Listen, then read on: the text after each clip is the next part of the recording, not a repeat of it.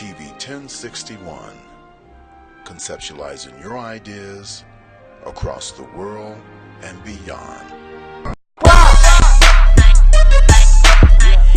You're live with your talk show divas. Sit back and relax and enjoy. Exciting, informative, and sexy. So get ready for your talk show divas.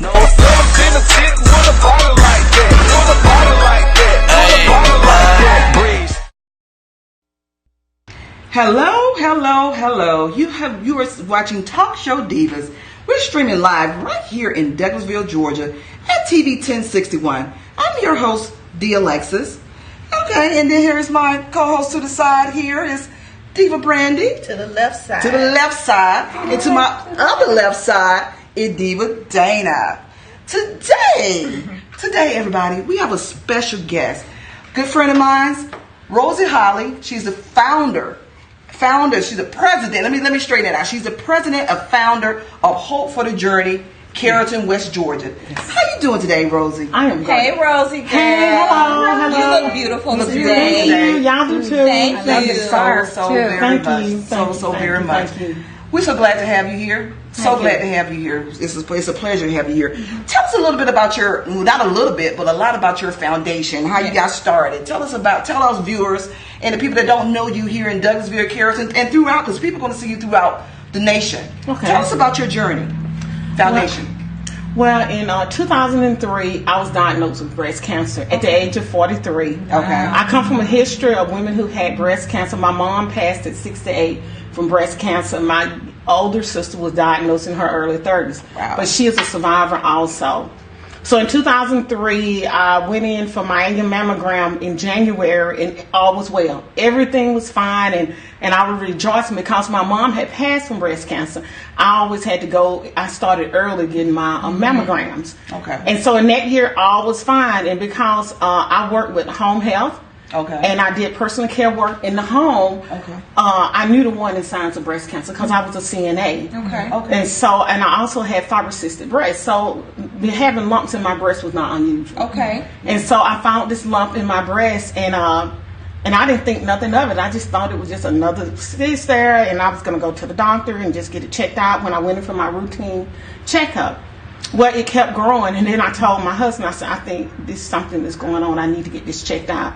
So I went to the doctor, and when the surgeon came in, the practitioner checked me first, and then she called the doctor in, and I know when they looked at each other that something just wasn't right. Mm-hmm. I just knew that this was not good. Mm-hmm. So I went through all the routine tests and everything, and then when she called me back in, she said, Miss Holley, you have cancer.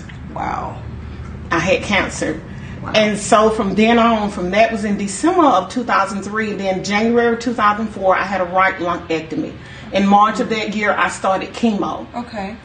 And from chemo to radiation to lymphedema therapy, because when they took 21 lymph nodes, I still suffer with lymphedema. Okay. I suffered lymphedema. And my journey, then I had made up in my mind, I said, okay, I'll just take a year off from work. This is the hand have been dealt to me. God will get me through this. I love Jesus, so we'll get through this. Mm-hmm. Right. Well, you know how we make plans for our lives? Yes, it changes. And God has other plans for our lives. Okay. So my journey didn't end now. From 2004 to 2007, I was in and out the hospital, and I had faced a lot of challenges. And it took me a long time to get well, to get back on track again. And in 2007, my health started being restored, and I just got well. Mm-hmm. But through all that journey, I think it was God appointed, because through that, I learned a lot of things. Mm-hmm. Not knowing that I would start a foundation, an organization, Hope for the Journey. Okay. So in that journey, after 2007, I gave myself a couple more years. In 2009, I started Hope for the Journey. Wow. And so for Hope for the Journey, what we have done, we created a community that uplifts and support women fighting breast cancer. Right. Because every woman's journey is different. Yes.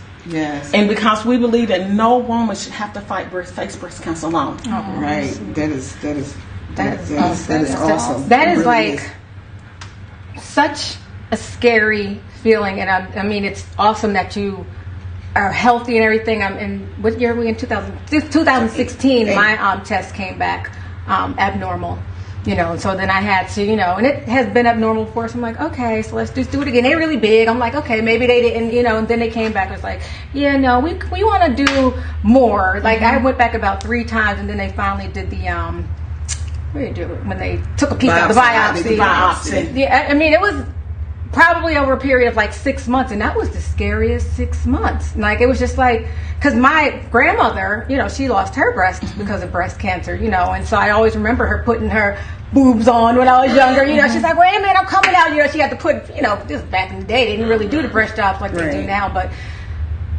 this organization, because it's scary, just the thought, like, thank God nothing was wrong, but the thought, like, my whole life changed for those 6 months while I was waiting to hear what was happening. I'm like, boy, what's it just... Right. In that moment, when the doctor walks in the room and said, you have cancer, it's like time stands still. We're going to take a break and hear a word from our sponsors. We'll be right back.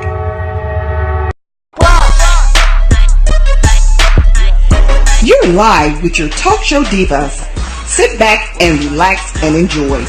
Exciting, informative, and sexy. So get ready for your talk show divas.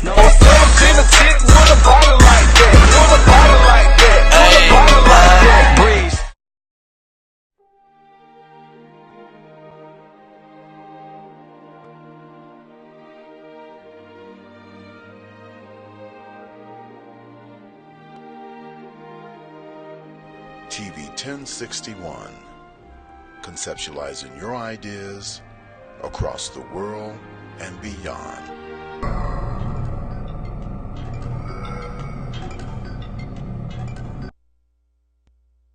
We're back with Talk Show Divas, and we're back with Rosie Holley with Hope for the Journey, Carrollton, West Georgia.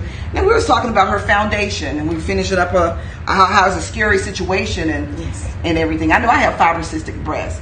So when I go in and I have to get rechecked, and it's a very scary feeling. I could just imagine the women that really get diagnosed, because I don't know anyone personally that have breast cancer, but I could just only imagine as far as the scary feeling for us going in and everything. So when they contact you, what are some of the first things that y'all do and the support that you give them? I know you're out in the community and everything. So what support do y'all offer? Do you offer your foundation offers to the women that found out that they diagnosed and even afterwards? Well, we have, since we created the community, and we wish to give hope to those. Our mission is to give hope to women that are fighting breast cancer. Right. And how we do that, we have a range of programs that we do. One of the things we do, we offer financial assistance. Okay, that's great. And when they come in, usually most of the women that come to me, they're referred to me. And so when they come in, they have already went through a process. And because I'm a breast cancer survivor, I made my application simple. Mm-hmm. Right. Going through that journey, having to fill out these different applications, and you said and you don't want to do that. So I have a 1-page application. It is just simple. Right. It's so they come in and they fill that application out. They tell me what their needs are, and then we approve it. We have a limit that we have, and we approve that. Okay.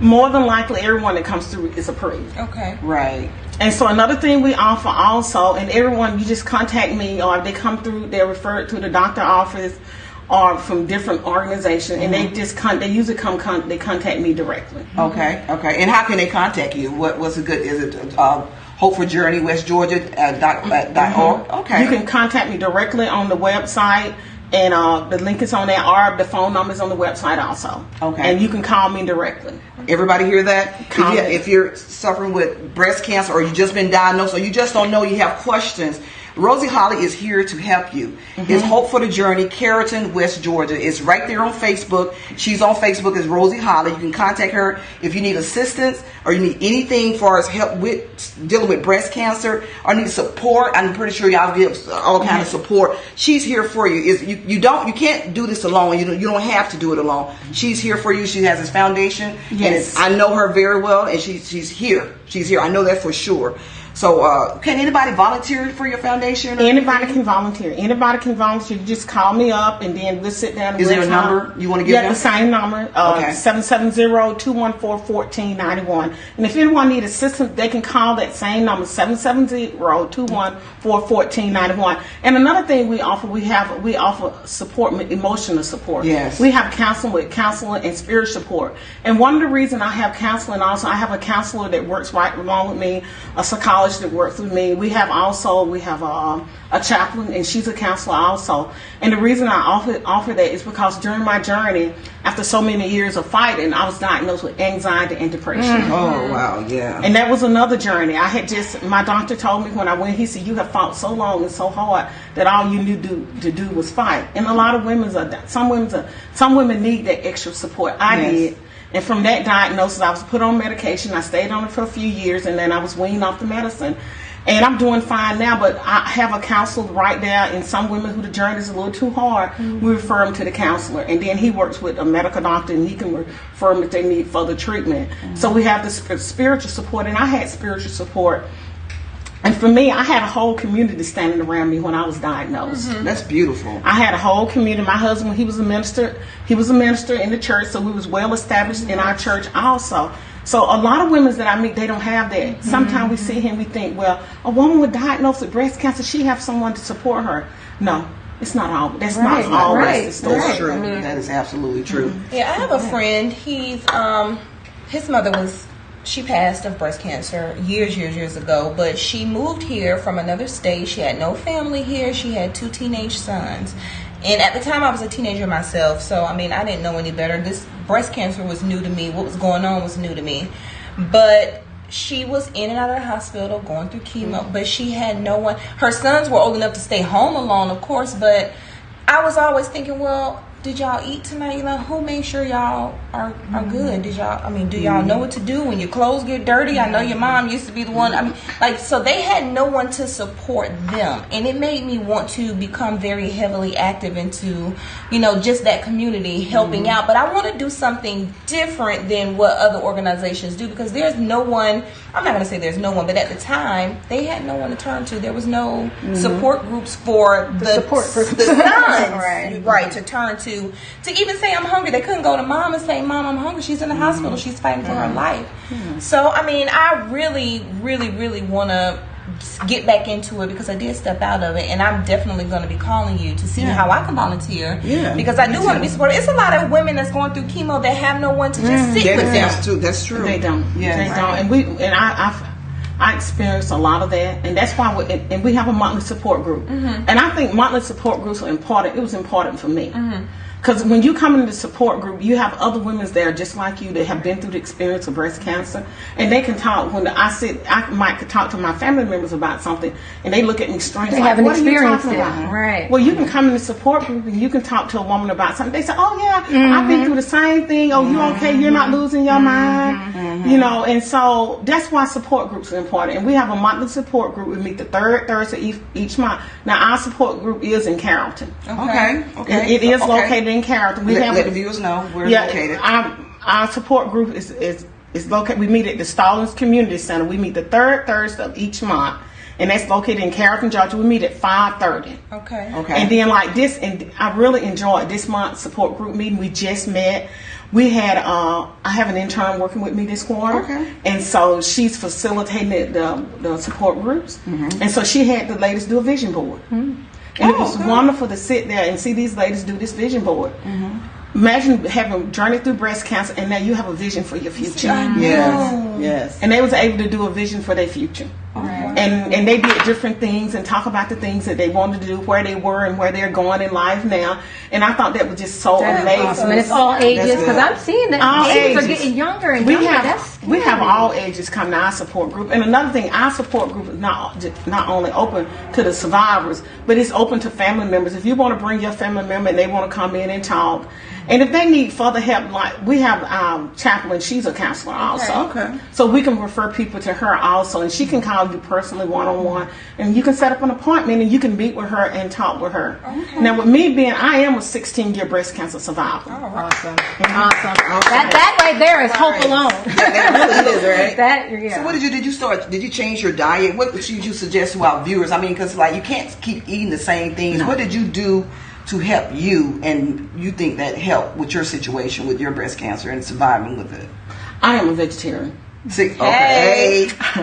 I'm a working on- pescatarian, but I'm leaning towards vegetarian life. And for me, since I was a vegetarian several years before I was diagnosed with breast cancer, Okay. so I went into breast cancer being a vegetarian. Right. And so I did a lot of I eat healthy, and then I do a lot of the natural herbs, and I have a knowledge though. I don't encourage everybody to do that unless you have a knowledge, unless you have somebody to walk you through the process of that. I knew herbs. I had other people in my life that could help me with that. And so when I was diagnosed, I was already treating myself. So when I went to the doctor, I had to let my oncologist, and then I had a nutritionist that walked me through the process. And my doctor was okay with that as long as I was seeing a nutritionist. Okay. So I don't encourage people just do this on your own, you know. You need to just keep things lined up, you know. Absolutely. Let the doctors know what you're doing and everything, you know. Because herbs are they're natural medicine. They they work in the body also. Some people not believe that, but they do help heal your body. That's so true. I was taking herbs, and but under the care of my doctor, and the nutritionist knew what I was doing, and I ate very healthy. Don't be offended when I ask this, but you know, everyone's so gung-ho about medical marijuana and legalizing marijuana. When you were diagnosed, 16 years ago, was that a part of your treatment, medical marijuana, or was that even an option for you at that time? I remember that one of the practitioners, they talked about the marijuana. They talked about it. But for me, I opted out not to do it. Okay. I remember it was a conversation. Okay. And I believe, this is me. Whichever way a woman chooses to do her treatment, I will walk with you on that journey, because everybody is different. If you say, well, this is the way I want to do traditional, fine, I'm fine with that. If you want to go the natural pathway and you want to do it that way, I'm fine with it. I am just here to be your support. Right. We're here to support That's you awesome. through No the judgment. journey. No judgment or anything. We're there because at the end of the day, it's the client and the patient decision. It was my decision, the treatment I chose. Right. And so I made my own decision, the path that I walked on. But I don't judge other women who say, well, they said, Miss Rose, I don't want to do it this way. I'm going to do it. I said, okay, fine. We're only here to support you through your journey of breast cancer. Okay. Right. What works for one person don't necessarily work for another person. don't. Like I'm sweating. And some women, and I met some women who opt out, they don't even want treatment at all. But see, I am just a support. Yeah. Right. I am there to support you. I tell you my story, and if you want to go your way, I'm fine with that. I just want to hold your hand. I want you to do something. I just want you to do something, and I want them to know that we're here to support them on the journey of breast cancer, to encourage them, to talk to them, to call them. If they call in the night, we got somebody there for That's them. beautiful. And That's so beautiful. And that's what we want. We're here. We're just here. And I remember talking with one young lady. She's very young. She was recently diagnosed. And she didn't have any family, anything. And I wanted her to know that, hey, you don't have to go through this alone. You got us here. We're standing around you. Just give us a call. And we help women to readjust to adjusting to everyday life. Because once you go through the diagnosis of breast cancer, a lot of women can go through the journey and have the treatment and everything, and they're fine and they're going with their life. But then you got other women who come through and they need their extra support. Because with the chemo, more than likely you're going to lose your hair, right? You And lose your especially hair. for the younger people, I can imagine if you're 25, 30, you're like, all these things that happen, and it's like I think it's harder. I know it's hard at any age, but can you being young is really hard. This young lady, she's in her early 20s. She's in her 20s, and she's battling stage 4 breast cancer right now. Mercy. And she's married. She have young children. She questioned if she want her and her husband to have more kids. And all of these are questions that the younger women face. But when you get, and also women have to deal with, hey, I had a right lumpectomy, right? Okay, so your body changed. I remember going into my mammogram a few years back, and I looked at the scars on my body, and I said, I have all these scars. Because every day I have to get up and look at my body, and I have scars. So my body have changed, and the lady told me, she said, those are survivor scars when you look at them. Right. She said, think about survivor scars. Yes. And that's that's what help you go on. And then women think about they want to date again. Yeah. How you know you've been diagnosed with cancer? Hey, by the way, I've been diagnosed with cancer. And by the way, I only have one boob.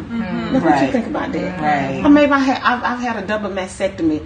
Right. And those are things that women who want to start that date. Sometimes we don't think about that. If you're young or if you're my age, you might want to date again. Right. Yeah, that's true. Before we end the segment, I do want to know, you started out saying you noticed the signs. You know the signs because your mom went through it. So can you tell us, besides feeling a lump, is there other signs that women can look for? Yes. So what you can do is you can go to the American Cancer Society, the Living Beyond Breast Cancer website, and go to their sites. And the American Cancer Society, they label the signs of breast cancer. Okay. Those are two sites that's reliable sites: Living Beyond Breast Cancer and the American Cancer Society. Awesome. If you want to know more of the signs, so go to those sites, and it'll tell you the signs. Okay. Okay. Right. Thank you Sounds so much. good. So our viewers, if you need, like I said, Rosie Holley, Hope for the Journey, Carrollton, West Georgia. And you don't necessarily have to live in Carrollton, Douglasville, just anybody, anywhere. Just look for her. She's here to answer your questions. We really appreciate you coming out. Thank you so much. We really love you. We really love you. And so tell a viewer the number they can contact you again. Let our viewers know the number again, once again, for them. Our number is Hope for the Journey, westga.org. That's our website, and our phone number is 770-214-1491. And also, we're having a big event coming up in October. That's our 10th annual anniversary. We're celebrating Breast Cancer Awareness Month. So we're going to have a singer, songwriter, author, Baby Mason will be there, and that's October the 6th. Okay. And it's at Milltown Music Hall. All that information is on our website. Okay, our divas might be there. We sure will. Be there. In all pink. Hello. And you can donate right on the website also. Okay. Sounds good. Okay. Awesome. Well, we appreciate you coming out. Thank you so much. I've enjoyed Appreciate this. you. Thank Yes. you. This is Talk Show Divas. I'm Alexis, Diva Brandy, and Diva Dana. We appreciate you guys for watching. We'll be right back with another segment. Stay tuned.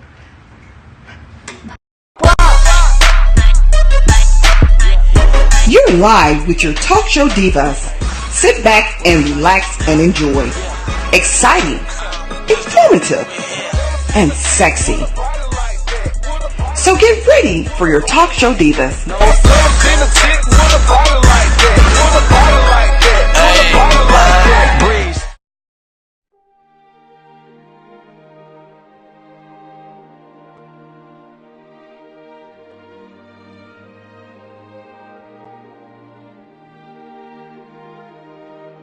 TV 1061, conceptualizing your ideas across the world and beyond.